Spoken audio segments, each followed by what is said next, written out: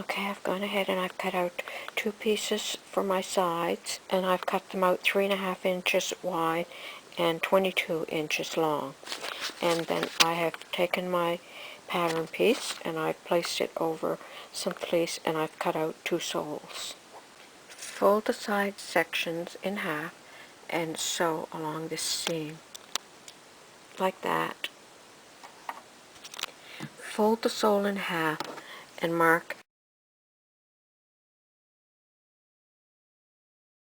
fold the strip for the upper along the seam and mark the other end with a straight pin. Pin the upper to the sole, matching the 2 marks, and then evenly pin along these 2 sides, like that.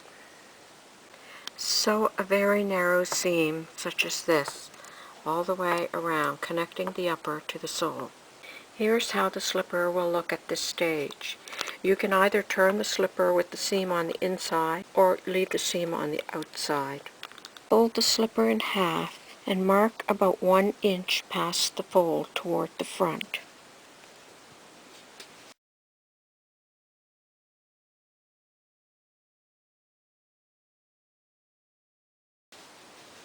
Now you're going to sew this seam across the front of the slipper, like that, and this is how your slipper will look.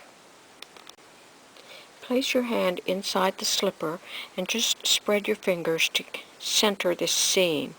Now take the point and fold it over, matching the 2 seams, and pin. And this is how the slipper will look. If you're making the slippers for guys, just find a button and with a needle and thread, sew this little tip down and then sew a button here over the point.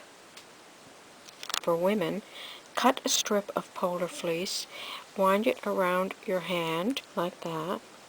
Take another piece of fleece, tie it in a very tight knot, then cut open the loops, trim evenly around like that, and attach to the front of the slipper. And I've added a little button to the middle of my flower. And there's your finished slippers.